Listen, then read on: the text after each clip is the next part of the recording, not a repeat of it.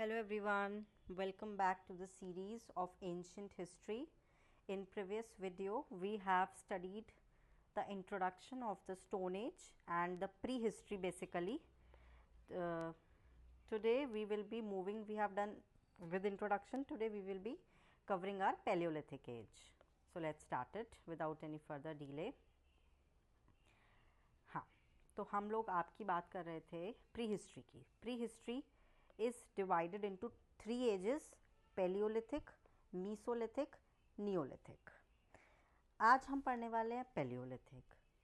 Palaeolithic is further itself divided into 3 ages. Palaeolithic खुद 3 part में divide होता है.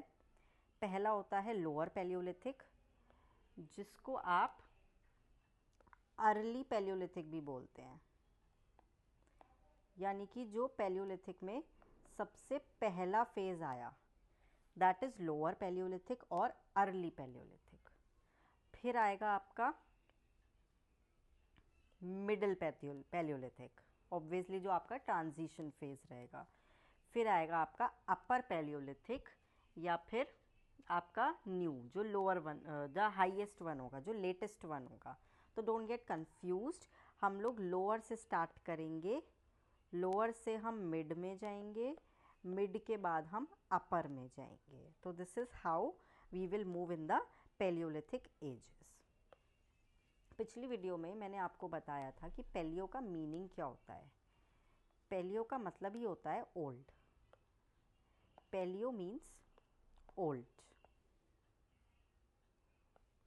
एंड लिथ क्या होता है? Lithosphere, that is your stone. तो सबसे पहले तो इस एज को स्टोन एज कहते क्यों हैं? क्योंकि इस एज में जो हम टूल्स यूज़ करते थे, ये देखिए, ये सब स्टोन के बने होते थे. जो भी चीज़ें हम यूज़ करते थे वो सब ही किस चीज़ के बने होते थे? वो सब स्टोन के बने होते थे. मेटल नहीं था उस टाइम पर, वुड या स्टोन. तो इसीलिए इसको स्टोन एज कहा जाता है. अब जो ये स्टोन एज होती है ये 3 पार्ट में डिवाइड हो गई. अब जो लोअर पैलियोलिथिक पार्ट है वो 20 lakh before common era BCE से लेके 1 lakh common era before common era तक कोइंसाइड करा था. अब इंडिया में जब ये एज आई थी, देखिए स्टोन एज का मतलब क्या है, ये सिर्फ केवल एक इंडिया के लिए तो होगी नहीं, ऑब्वियसली पूरे अर्थ पर होगी जब भी होगी. लेकिन जब इंडिया में ये थी, मोस्टली इसका काफ़ी लंबा पार्ट आइस एज से कोइंसाइड कर रहा था, राइट. तो बहुत सारा पार्ट जो था इसका आइस एज से कोइंसाइड कर रहा था, यानी कि जब बहुत ठंडी थी उस टाइम पर. तो जो टूल्स हुआ करते थे ना, वो जो भी टूल्स अर्ली मैन यूज़ करते थे, ये एक अर्ली मैन की एज है, जब इंसान बंदर की तरह हुआ करता था, सॉर्ट ऑफ. तो ये वो एज है जिसमें इंसान इतना डेवलप नहीं हुआ था. Human mind was not that much develop. He was consider such similar to an ape, बंदर की तरह, राइट. तो ये वो एज थी. तो इस टाइम पर जो अर्ली मैन टूल्स यूज़ करते थे वो क्लाइमेट के अकॉर्डिंग यूज़ करते थे. वो ये लिख लीजिएगा आप कि जो भी क्लाइमेट हुआ करता था वो उसके अकॉर्डिंग उन टूल्स को यूज़ किया करते थे. तो अब वो टूल्स कैसे होंगे? उस टाइम पर जो भी जिस तरह का क्लाइमेट रहा होगा वो उस तरह की चीज़ों को यूज़ करते होंगे, या जो भी उनकी रिक्वायरमेंट रही होगी. तो उसमें सबसे पहले आते थे आपके हैंड एक्सेस. ये देखिए, ये हैंड एक्सेस है, मतलब हाथ में पकड़कर आपको अगर लकड़ी काटनी है, लकड़ी को तोड़ना है, प्लांट को तोड़ना है, तो ये एक तरीके से कुल्हाड़ी का काम करते थे, सॉर्ट ऑफ. ये इसका मतलब ये नहीं है आप कुल्हाड़ी से मतलब ये नहीं कि वो वुडन एक्स जो होती है मतलब प्रॉपर डेवलप्ड वाली, ऐसे वाली नहीं. ये भी अगर आप इसको ऐसे हाथ में पकड़ेंगे नीचे से, इसके इस वाले पोर्शन से अगर आप इसको हाथ में पकड़ के, तब आप इसको किसी ट्री पर या उस पर ज़ोर ज़ोर से ऐसे हिट कर सकते हैं, मार सकते हैं. तो ये हैंड एक्सेस है. तो इसका पर्पस क्या होगा? वुड को काटना या फिर एनिमल्स पर फेंकना. क्योंकि देखिए उस टाइम पर हंटिंग हुआ करती थी. अभी तक ऐसा मौसम नहीं आया, आइस एज है, इतनी वार्मिंग नहीं हुई है कि हम लोग क्रॉपिंग कर सकें, फल या सब्ज़ी उगा सकें. तो अभी तक इंसान जो है वो किस पर डिपेंड है अपने खाने के लिए? वो जानवरों पर डिपेंड है. वो कच्चा मांस खा रहा है. अभी तक फायर की भी डिस्कवरी नहीं हुई है, तो इसीलिए उसको जानवरों को मारना है, उसमें जितनी समझ है. तो उसको थ्रो करने के लिए वो इन हैंड एक्सेस का यूज़ करेगा.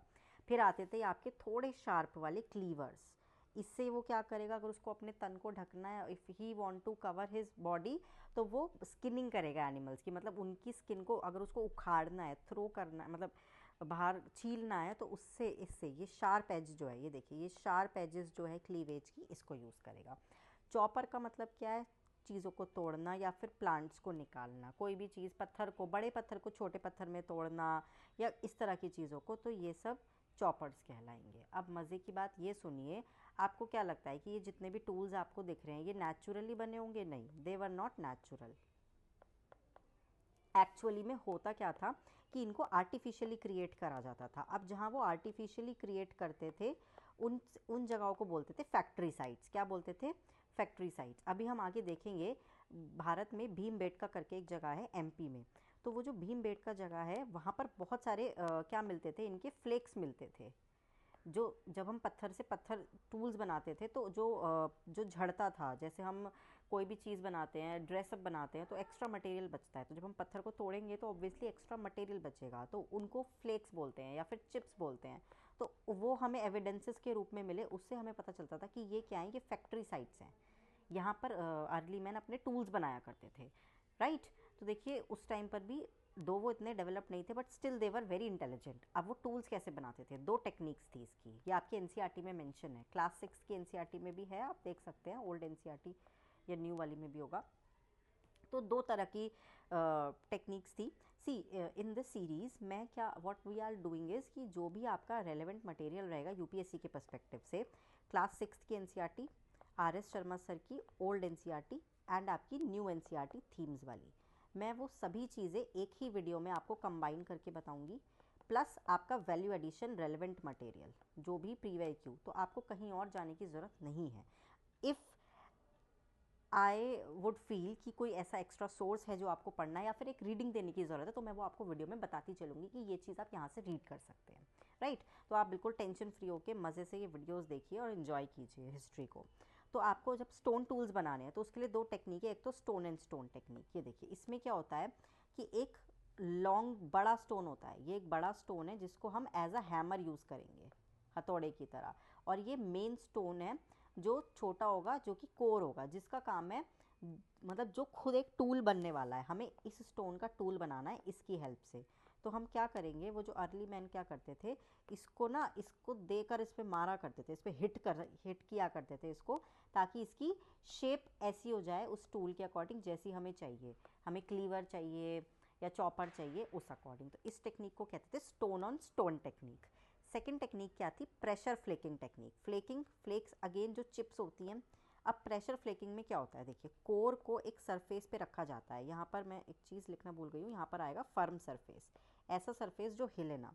ये देखिए ये कोर है, दिस इज़ योर कोर, और ये एक फर्म सरफेस है, इस फर्म सरफेस पे आपने रख दिया। वो फर्म सरफेस कोई भी बोन हो सकती है, स्टोन हो सकती है, तो उस पर आपने रख दिया। अब आपको क्या करना है, कोई भी एक वुडन का हैंडल ले लो या फिर कोई भी दूसरा स्टोन ले लो, इससे इसको हिट करना है, और जितना भी फिर एक्स्ट्रा वो होगा फ्लेक्स वो सब निकल जाएगा, तो इससे इसकी शेपिंग हो जाएगी, right. This is how early man use to shape the core, जो आपका कोर होता है। इस केस में आपका ये कोर है और ये फर्म सरफेस है और ये हैमर है, ये वुडन हैमर है, एक तरीके से वुडन हैंडल है, तो इसको हम बोलते हैं प्रेशर फ्लेकिंग। अब देखिए जब वो इस टूल्स को बनाया करते थे तो ऑब्वियसली यहाँ पर छोटे छोटे पीसेस मिलते थे, तो जिन छोटे छोटे पीसेस जो जगह पर मिले उन्हीं को हमने बोल दिया गया लोअर पैलियोलिथिक साइट्स, उन्हीं को हम बोलते थे फैक्ट्री साइट्स। क्या बोलते थे? Factory sites.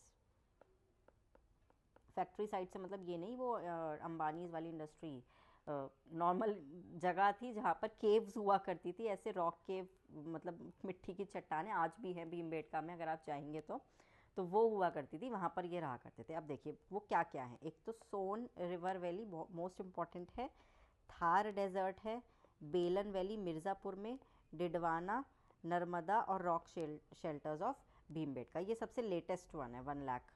तो मैं एक बार इसको मैप के अकॉर्डिंग आपको अच्छे से क्लियर कर देती हूँ। देखिए आपको मैप जो यूज़ करना है ना, ये रिवर मैप इसीलिए करना है ताकि आप फैमिलियर हो जाए रिवर्स से भी और आपको आइडिया लगे कि कहाँ कहाँ क्या क्या रिवर्स थी। ये देखिए ये झेलम रिवर है और ये आपकी इंडस रिवर है, this is your Indus river, आपने ज्योग्राफी में पढ़ा होगा। और नहीं भी पढ़ा तो भी it's all right, completely fine, हम इसमें पढ़ लेंगे। ये मैंने पहले से बनाया हुआ है, सॉरी। ये झेलम रिवर है, हाँ, क्योंकि दिख नहीं रहा होगा। तो ये झेलम रिवर और इंडस रिवर के बीच का जो हिस्सा है इसको हम बोलते हैं सोन रिवर वैली। ये आज की तारीख में पाकिस्तान में है, सोन या सोहन जो भी होगा। दूसरा है ये आपका डिडवाना लेक के आसपास। डिडवाना लेक का एक क्वेश्चन आया था यूपीएससी में 2022 में या फिर 3 में, आप देखिएगा 2022 या 3 में चेक कीजिएगा, क्वेश्चन आया था एक। फिर है आपकी मिर्ज़ापुर। ये जो मिर्ज़ापुर है ये बिल्कुल गंगा के तट से यहाँ लगा हुआ होगा, राइट। तो ये प्रयागराज से इधर की साइड पड़ता है। ये मैंने रिवर मैप इसीलिए लिया है ताकि आपको थोड़ी क्लैरिटी आए। ये हो गया आपका मिर्ज़ापुर, जो आपकी बेलन वैली थी, वो मिर्ज़ापुर वाला हिस्सा हो गया आपका। तो ये साइट्स कौन सी हैं? ये लोअर पैलियोलिथिक साइट है, यानी कि जहाँ पर सबसे पहले एविडेंसेस मिले होंगे, जहाँ पे सबसे पहला जो था, मतलब नॉट पहले एविडेंस, मतलब सबसे ओल्ड एज, जो सबसे पहली पैलियोलिथिक साइट स्टार्ट हुई वो यहाँ हुई, ठीक है। और अगर क्लियर और देखना हो आपको सोहन वैली का, तो मैं यहाँ पर दिखा देती हूँ आपको। ये देखिए, ये आपका सोन वैली वाला हिस्सा है, between this Jhelum and this Indus river. ये इंडस रिवर यहाँ से ओरिजिनेट होती है, तो you can confirm it from here, right? चलिए आगे बढ़ते हैं आप नेक्स्ट। अब आती है आपकी मिड पैलियोलिथिक। जैसे हमने उसमें पढ़ा ओल्ड लोअर पैलियोलिथिक, तो लोअर पैलियोलिथिक के बाद देखिए जब ट्रांजिशन होता है, जब इम्प्रूवमेंट आती है, अब जैसे आप भी पढ़ते होंगे तो आपको पढ़ने का तरीका समझ आता है, धीरे धीरे हर चीज़ में इम्प्रूवमेंट होती है। तो ऐसे ही उनके टूल मेकिंग में भी इम्प्रूवमेंट होने लगी। अब अलग अलग तरीके के ब्लेड्स बनने लगे, पॉइंट्स, शार्पनेस आने लगी उनके टूल्स में, पहले से ज़्यादा शार्पनेस आने लगी, पहले से ज़्यादा फाइन वो होने लगे। तो वो बोरर्स थे, स्क्रेपर्स थे, ये सब था। इसमें ज़्यादा कुछ ऐसा डिटेलिंग है नहीं, बस इतना याद रखना कि जैसे जैसे वो आगे आगे ट्रांजिशन बढ़ेगा तो वो उनमें इम्प्रूवमेंट होगा। अब इसकी साइट्स क्या हैं? जो मिड पैलियोलिथिक साइट्स हैं वो क्या हैं? वो हैं आपकी मेनली, एक तो ये नर्मदा वैली आपके, this is your Narmada valley. ये देखिए ये नर्मदा रीजन है ना, यहाँ जा रहा है, और यहीं कहीं भीमबेटका है, इधर आसपास ही, यहाँ पर ही भीमबेटका रीजन आता है। और ये है आपकी तुंगाभद्रा वैली। तुंगाभद्रा क्या है? Tungabhadra is a tributary of Godavari. तो ये तुंगाभद्रा वैली, ये दो वैलीज़ हैं जहाँ पर आपकी मिड पैलियोलिथिक साइट्स हैं, मिड पैलियोलिथिक साइट्स। अब आता है आपका अपर पैलियोलिथिक, यानी सबसे लेटेस्ट वन। देखिए इसको बताने से पहले I just want you to revise one thing which we have studied in yesterday's video, that this quaternary period हमारे लिए क्यों इम्पॉर्टेंट है, क्योंकि इसी में ही हमने प्लीस्टोसीन देखा, जिसमें हमने स्टोन एज पढ़ी थी, जो हम अब पढ़ रहे हैं। अब इसी एज में जो सबसे ज़्यादा डेवलपमेंट्स हुए हैं वो क्या हुए हैं कि इसमें ह्यूमन का इवोल्यूशन हुआ है। क्या हुआ है? ह्यूमन का इवोल्यूशन हुआ है, यानी कि ह्यूमन पहले एप था, अब वो एप से ह्यूमन बना है। कैसे समझेंगे इसको? इसको ऐसे समझेंगे, ये देखिए, these are the stages of human evolution. सबसे पहले ऐसा हुआ करता था इंसान, this was the actual human being. जो एक्चुअल में वो ह्यूमन बीइंग नहीं था, वो बंदर के समान था बिल्कुल। फिर धीरे धीरे जब उसके ब्रेन में डेवलपमेंट होना स्टार्ट हुआ, उसके ब्रेन का साइज़ भी बढ़ना स्टार्ट हुआ। ये देखिए बॉडी, फेस का शेप, ब्रेन का शेप, पहले इतना ये ब्रेन है, ये ब्रेन हुआ, ये हुआ, ये हुआ। जब ब्रेन का साइज़ बढ़ने लगा, दैट मीन्स इंटेलेक्ट बढ़ने लगा, उसके सोचने समझने की शक्ति बढ़ने लगी, इन्वेंटिंग पावर, इन्वेंशन पावर बढ़ने लगी। तभी तो फायर की डिस्कवरी हुई, व्हील की डिस्कवरी हुई, क्रॉप्स की डिस्कवरी हुई, फार्मिंग मेथड की डिस्कवरी हुई। तभी तो हुई क्योंकि इंटेलेक्ट बढ़ा। इंटेलेक्ट क्यों बढ़ा? क्योंकि माइंड का डेवलपमेंट हुआ, इवोल्यूशन हुआ है, बंदर से इंसान बढ़ा है। और ये देखिए होमो इरेक्टस, अभी तक वो झुककर चल रहा था, उसकी स्पाइन सीधी नहीं थी, अब वो बिल्कुल इरेक्ट हो गया, अब वो बिल्कुल स्ट्रेट हो गया। Now he walks like a man, जैसे हम अब चलते हैं आज की तारीख में। तो ये वो फेज़ था आपका अपर पैलियोलिथिक वाला, यानी क्वाटरनरी पीरियड वाला, जिसमें आपका ह्यूमन का एवोल्यूशन हुआ। हम होमो इरेक्टस से होमो सेपियंस बने, जो हम आज हैं, क्योंकि हमारे ब्रेन का डेवलपमेंट हुआ, राइट। तो इसीलिए इस अपर पैलियोलिथिक में जब ब्रेन बढ़ा तो उसने बहुत फाइनर टूल्स बनाने स्टार्ट करे, फ्लिंट के टूल्स यूज़ करने स्टार्ट करे, नॉर्मल रॉक वाला पत्थर नहीं, फ्लिंट। फ्लिंट ये एक शाइनी मटेरियल होता है ऐसा, इसको बोलते हैं फ्लिंट। अब देखिए कितने बारीक हैं ये, इनकी शेप देखिए, पहले के मुकाबले आप इन टूल्स को ज़रा कंपेयर कीजिए, कितने ज़्यादा फाइन है ये, इनकी एजेस कितनी शार्प हैं और कितनी यूनिफॉर्मिटी है इनमें अगर पहले के मुकाबले देखा जाए तो। पहले के टूल से आप कंपेयर कीजिए जो हमने अभी मीसो में पढ़े थे और अप लोअर में पढ़े थे। इसीलिए क्योंकि ह्यूमन का इवोल्यूशन हुआ है नियोलिथिक पार्ट में, sorry not Neolithic, upper Palaeolithic. Neolithic पर भी हम आएंगे बाद में, राइट। तो अब इसकी और क्या ख़ास बात है अपर पैलियोलिथिक की, ब्यूरेंस और अलग अलग तरह के टूल्स उसने यूज़ करना स्टार्ट करे। और क्या पहचान थी इसकी, यहाँ पर जो एज आई अब क्लाइमेट वार्मर होना स्टार्ट हुआ था, यानी कि अब गर्मी होने लगी, तो सॉर्ट ऑफ जर्मिनेशन भी थोड़ा थोड़ा देखने को यहाँ पर मिलेगा। देखिए जर्मिनेशन का मतलब क्या होता है, जब हम कोई भी जैसा दशहरा होता है तो लोग क्या करते हैं उसमें बारले मतलब जॉब होते हैं, है ना। तो जब वो उसको हम देते हैं तो उसको थोड़ी हीट चाहिए होती है फूटने के लिए, उसको जर्मिनेट होने के लिए, उसमें से वो ऐसे स्प्राउट निकलने के लिए एक सीड से। तो उसके लिए हमें थोड़ी वार्मिंग की ज़रूरत होती है, धूप की ज़रूरत होती है। तो वो जब यहाँ पर क्लाइमेट वार्म हुआ, अभी तक हम आइस एज में थे, ग्लेशिएशन वाले पार्ट में थे, ग्लेशियर्स थे, आइस एज से हम जब वार्मर की तरफ जाएंगे तो जर्मिनेशन स्टार्ट हो जाएगा। यहीं पर ही इंसान फायर की डिस्कवरी करेगा।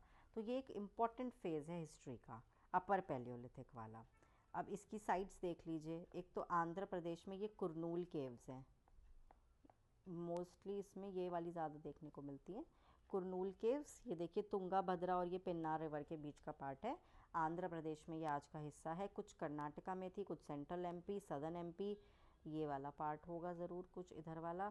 और वही अगेन भीमबेटका बहुत इम्पॉर्टेंट है, मैं आगे की वीडियोस में आपको बताऊंगी भीमबेटका के बारे में। Bhimbetka is very important site, very important site. तो वो नर्मदा वैली में आती है आपकी, वहाँ पर सबसे ज़्यादा फैक्ट्रीज़ आपको देखने को मिली थी। तो this was all about your palaeolithic age. आपका पैलियोलिथिक एज इसी के साथ कंप्लीट हो जाता है। Now we will be studying neolithic in the next video. Thank you so much.